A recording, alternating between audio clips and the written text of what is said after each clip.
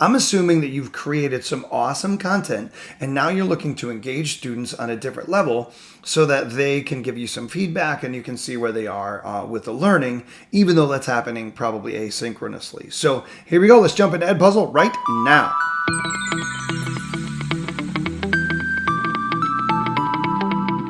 Okay guys, so if you checked out my video on the best tools for teaching remotely in 2020 and beyond, you know that we talked about HyperDocs. If you didn't, check that video out. I'll put a card up there so that you can go watch that video first. But I'm actually going to skip over HyperDocs today and jump right into Edpuzzle. So in Edpuzzle, first of all, I'm assuming you know how to create your account, log in, do all that great stuff. If you haven't done it yet, pause the video. Seriously, I'll wait.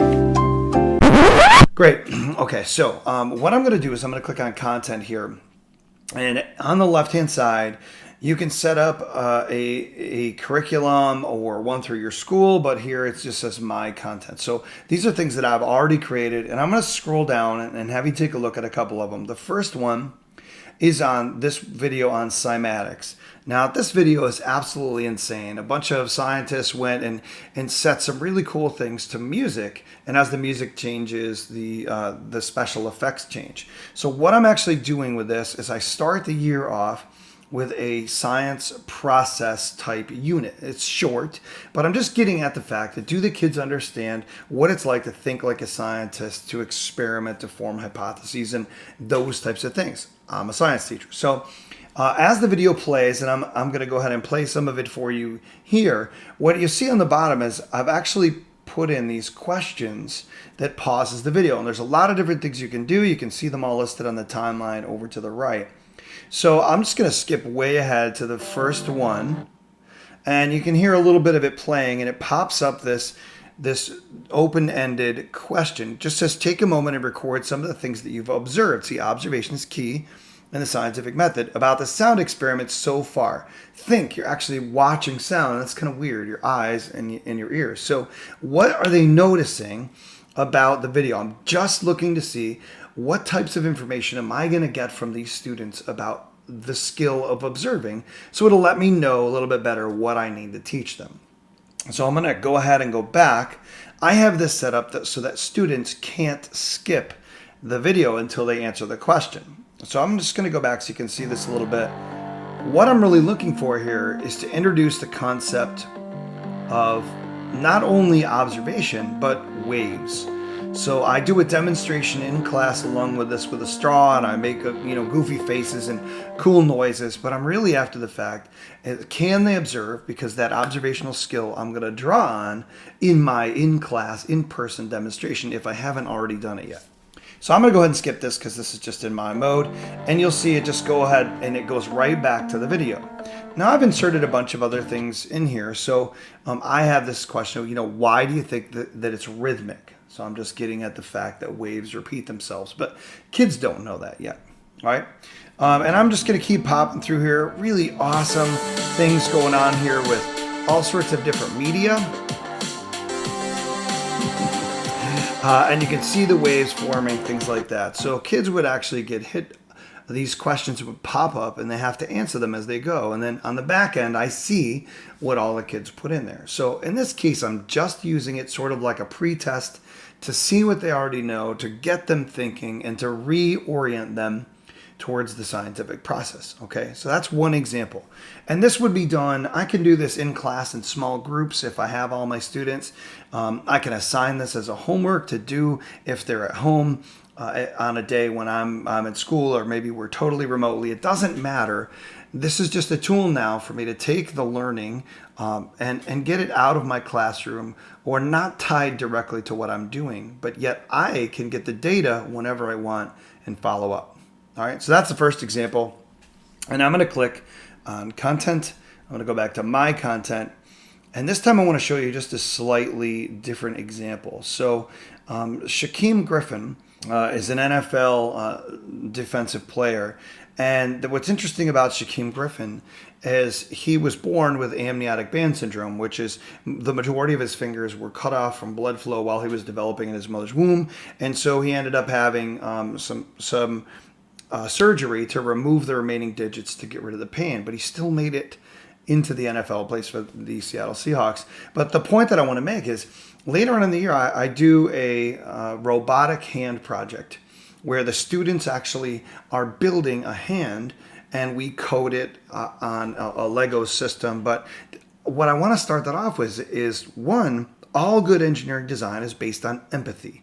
So if you're trying to solve a human need, you have to understand what the person is going through. Now, Shaquem Griffin does not play with a prosthesis, but some students do. Some adults actually use a prosthesis.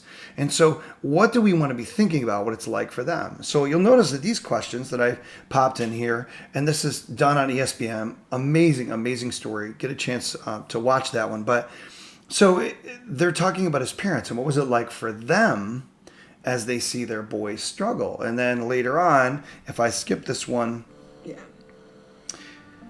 you'll see I'm talking about character traits. So I could easily tie this into whatever they're doing in ELA if they're talking about character traits. Now he's a twin, so that brings out some additional things. Finally gone, the family placed no limits on Shaquem in sports or anything else.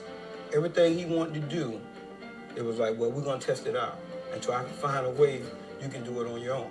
I test it out with one hand. So if I can do it with one hand. It's amazing to me that when you find a story that's inspiring, what students will often do, I've shown this in class straight up, and what students do is they kind of go into comatose mode. They're so into the video that they stop thinking and they just absorb. Well, that's fine, but what I want to get them to do is to re-engage. So in this particular case, I might show this video to the students and then have them watch it again and then engage with what's going on. So they have sort of like reading something through multiple times. They've got this opportunity to go through. Now, one last thing I'll show you with this one you can do is the content that you put in here can be anything. Sometimes it requires a response, sometimes it doesn't. At the end of this video, so you don't really know what's happened to him, I show in the 2018 NFL draft that he was selected, and this is the card that they put up on the screen during the draft. So you can sort of build that tension with the kids like a good story does, and then relieve it at the end, and then leave them wanting more, which is an awesome free teacher tip here, is don't leave people full. Leave them hungry. So at the end of this, the kids, yes, I've relieved that tension of what happened, but now I've given them a little bit of information that they can actually go out and read about either amniotic band syndrome or Shaquem Griffin or disabled people in the draft or whatever they're interested in. I've piqued that curiosity again, an awesome way to give the kids ownership of the learning. Okay, so that's the second one. So what I want to do now is I want to show you maybe another way to do this. So I'm going to go back. This would be sort of asynchronous, and I want to show you what it looks like live. So this ties into Google Classroom really well.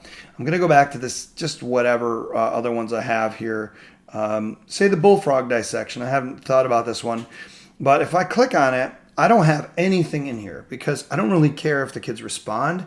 If we're going to do a bullfrog dissection in class, I may want to put this up there and just have the kids take notes. So I'm going to pause it at different times in this particular case. So if I assign this, the same deal, I can set it up with my classes in Google Classroom. I can choose a start date, end date, prevent skipping, all that great stuff, post it. I'm not going to do that. Let's just say I'm going to throw this in my open PD class, which I created for you guys. I'm just going to assign this. Now, as soon as I do, it gives me this option right down here to go live. Now, if I go live, what it's going to do is it's going to blank this stuff out on anybody that's in that class, and they're going to have to follow along with what's being projected or displayed on each individual screen. So everybody would be doing this at the same time. If your district or your style is going to work out that you have all your kids maybe in the classroom or maybe they're on devices wherever they happen to be at the same time, it's synchronous. You could use this live function to show them a video that you would normally show in the classroom, but then pause it, everybody's screens sort of lock up, and now they're back on you for a quick discussion.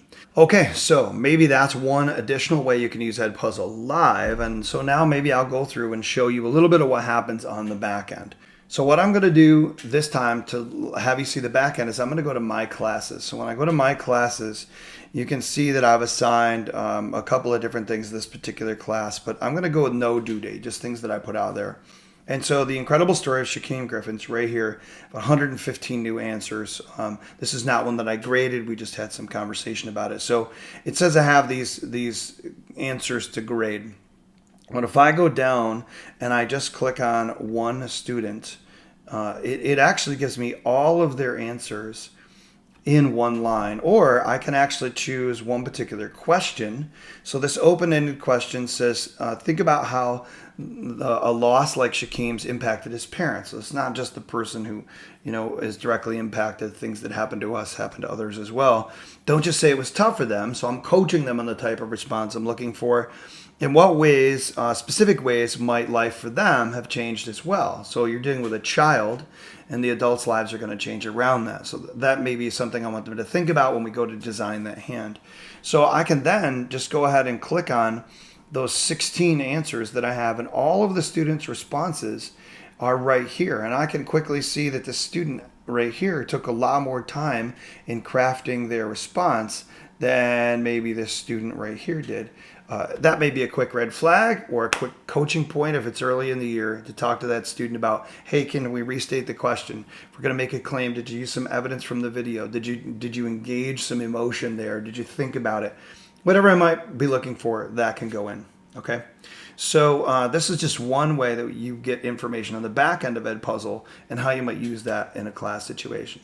So for me in my district, we may be coming upon a time where I have some kids in the class one day, and a couple days later I have a different group of kids.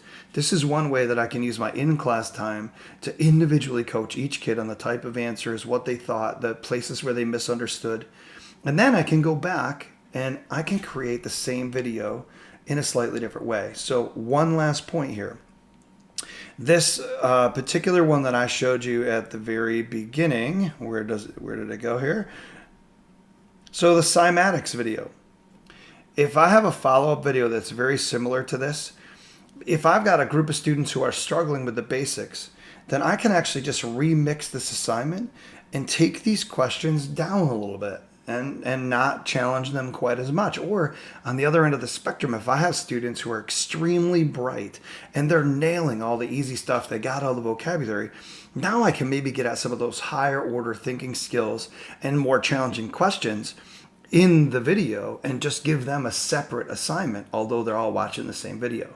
So when we're talking about breaking out of our classroom now, we actually can start leveraging differentiated instruction in an incredibly powerful way. As long as we have a tool for formative assessment in the beginning and I can see where every kid is, I can very quickly remix the question, save it as a separate Edpuzzle, and serve it out to my super bright kids, maybe my kids that are struggling a little bit, the kids in the middle, or maybe my English language learners. I can get consultant there. So awesome, awesome way to do it. And there's simple ways to do it. Actually, when I click on my cymatics video and I look below it, there's 81 other versions using this video on Edpuzzle made by all sorts of other teachers. So I don't know what their content is, what questions they put in, but this might be an awesome way for me to learn from other educators right here in the video that I thought was awesome in the first place. Okay, guys, so again, if you didn't watch that first one that organizes it all, I'll put a link to that right there. But after Edpuzzle, we are going to jump into GimKit. And then after GimKit, I'm going to talk a little bit about Flipgrid. And then I'm going to bring it all back around with HyperDocs at the end to show you how once I've created all this stuff, I can put it all together in a package that is awesome for me to use year after year after year and engage those students in a really cool way. So I hope this was helpful, and we will see you next week. Later.